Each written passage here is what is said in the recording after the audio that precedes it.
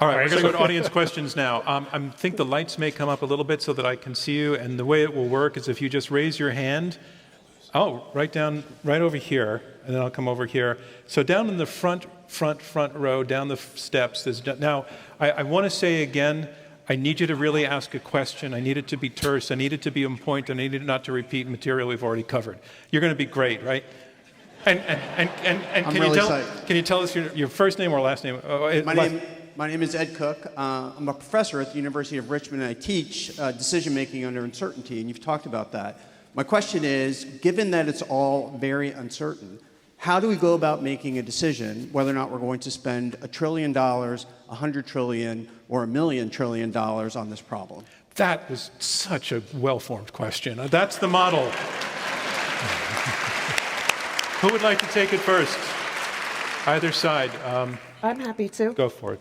Well, I think the biggest thing is what are you getting on your return for that investment? And I think you're going to get a lot bigger return on your investment in mitigation right now, because if it's something that's clean tech, it's going to clean the air, it's going to make energy transport much less expensive, that it's going to address some health problems from the reduction in particulate matter in the air, and then that's going to go on into the future, and that's going to make it more possible for people who want to adapt. Adaptation of it just stops with what you do, and then the next time the sea levels rise further, then it doesn't work anymore. So I would look at the total return on your investment, and mitigation is it. And Michele is exactly right. Unfortunately, she's exactly wrong on the numbers. We know these numbers. Most of the stuff that you spend on mitigation will have very little impact far out into the future. So you're fundamentally saying, all right, let's spend an enormous amount of money. So, for instance, the Bank of America estimate that going net zero will cost us about $5 trillion a year. That's a lot of money. Of course, nobody's actually going to come up with that money.